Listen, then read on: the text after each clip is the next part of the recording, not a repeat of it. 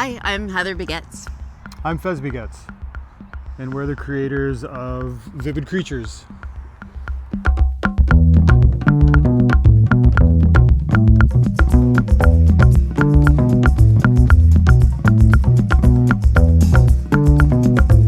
So the process in total from first dreaming them up took about 2.5 years. So at the very beginning, we were conceptualizing, coming to the site, finding what was inspiring to us. Once the concepts and stories are clear, first I take them to digital modeling using digital clay.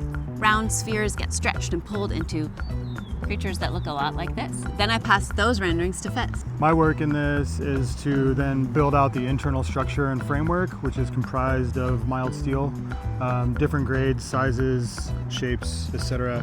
And work with the engineers to make sure that what we build can stand up and hold its own weight and then weather storms. So Fez's architectural renderings then come back to me, and at that point, when we know it's all going to work, I go ahead and design the murals. So I'm drawing on top of these beings, different color ideas, different stories that are muralized on top of them, playing with ideas until it all starts to hum and sing. And only at that point do we actually begin to fabricate things with our hands, with actual materials. So that gets us to about a year in. And then we're getting down and dirty in my shop, fabricating, putting these parts and pieces together, getting the parts and pieces from the laser cutters, and poof, building an internal framework. At Fez's shop, they're not only building the internal armatures, they're also creating some of the metal aesthetic features that you see, like the deer's antlers. Fez passes me the skeleton. It's a bunch of beautiful steel. These sculptures look really cool and they don't have their concrete on them yet as well.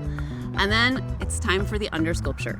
The undersculpture is made of tinfoil. We used over 70,000 feet of tinfoil, which is glued and hammered until it's absolutely hard. This becomes the surface that our concrete's applied to. When we apply the concrete, it's mixed in a bread dough mixer, and much like dough, it has no tensile strength. So we are rubbing it into the foil and doing all the fine detailing in 2 layers. We do 1/3 of an inch coat, then another, and here they are. The painting process, painting on large-scale 3D pieces, is fascinating. I always design the murals, and in some cases I paint them myself, and in other cases we've brought in other painters to help us meet our deadline.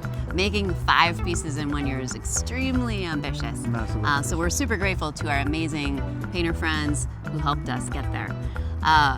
Painting on 3D is different than on a flat surface because so much of the contours and shadows and highlights are already defined. So it's always a fun process finding how to sculpt with paint and how to create a mural on a curving, changing surface. One of our first conversations we always have is, how are we going to break it apart? How are the joints going to work? How is it going to fit in an 8-foot by 9-foot box?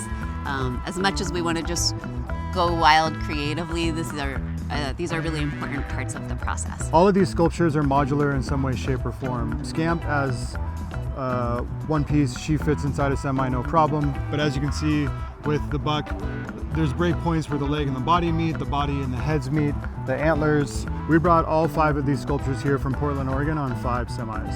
The snail itself, 2 semis just to get it here. And then I specialize in the installation side of things. We use different types of heavy equipment to be able to install all of these pieces. While we were here, we had 2 telehandler forklifts and a 45Z boom lift.